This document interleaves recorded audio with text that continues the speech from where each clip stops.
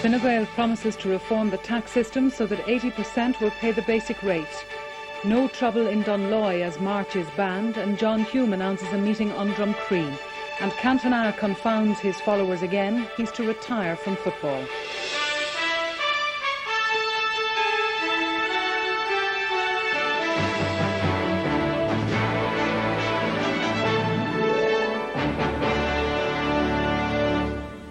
Good evening. Fine Gael has promised significant changes in the tax system.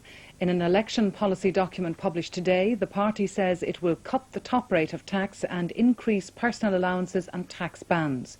The party claims its proposals would leave 80% of taxpayers on the basic rate, but the opposition parties have reacted with scepticism. 3 full days into the election campaign, and taxation has become the dominant issue, with government and opposition parties hotly disputing the merits of their particular proposals. Fine Gael unveiled their tax pledges today, asserting that they would leave 80% of taxpayers paying only the current standard rate.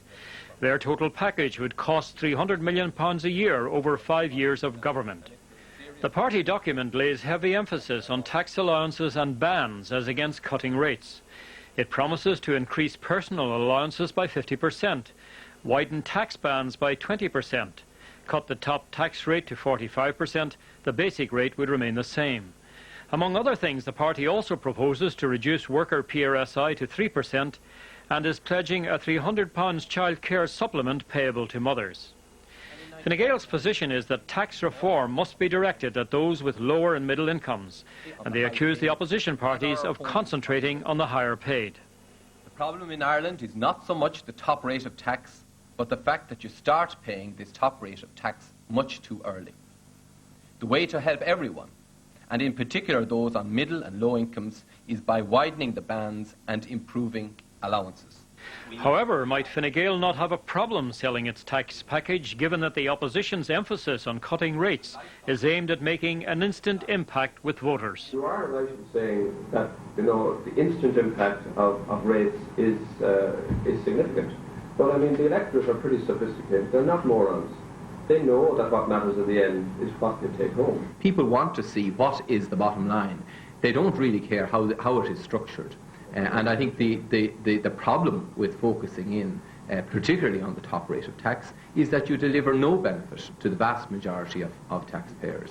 In other pledges, Fine Gael says it will plan to end government borrowing, bring in new measures to tighten public spending, introduce a 12.5% rate of corporation tax for all companies, and implement the minimum rates recommended by the Commission on Social Welfare.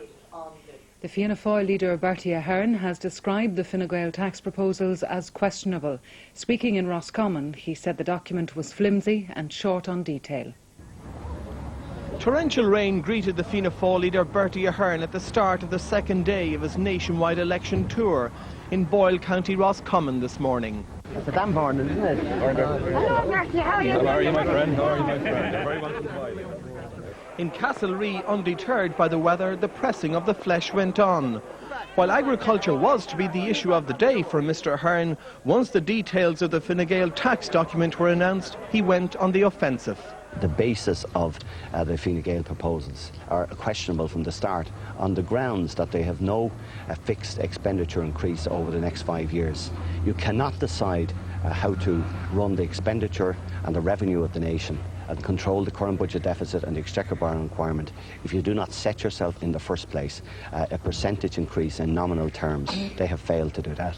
Mr Ahern said there are now clear differences between Fianna Fáil and Fine Gael on tax policy. The Taoiseach is talking about in the Fine Gael document of increasing the allowances from 4,000 up to £4,350. Now that is £2,900 at present. The difference, almost £2,000, would work out on my quick calculation of about £1.45 a week. Surely it is far better to bring in a 20% introductory rate. It is far more transparent. If they want to talk about fiscal transparency, let's have fiscal transparency. And that would mean that we have straight rates. We're talking about 20%. In Athlone this afternoon, Mr Ahern showed some neat footwork, while one of his candidates, Sean Doherty, took to the action with gusto.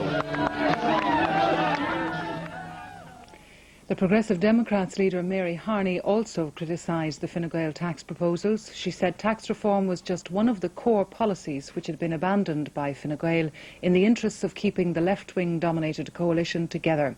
Ms Harney also urged her party supporters to transfer votes to Fianna Fáil in the general election. If we want to see the Progressive Democrats in government, must first vote for the Progressive Democrats and after that vote for our prospective coalition partners Fianna Fáil. And indeed I want Fine Gael voters who don't want to see the Democratic left continue in government to vote too for the Progressive Democrats and to transfer on to give us a government that isn't dominated by two left-wing parties.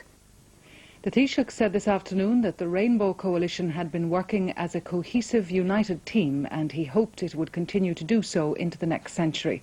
He was speaking at a party in Dublin to mark his 50th birthday. It was more or less a day off for the Taoiseach. Issues like the Lowry affair and the McCracken Tribunal were off the agenda as he celebrated his 50th birthday. Family and political friends joined in this big day for John Bruton. Old Fine Gael families like the Cosgraves and the Fitzgeralds were there. So too coalition partners, Democratic left leader Pontius de Rossa and Finance Minister Rory Quinn from Labour.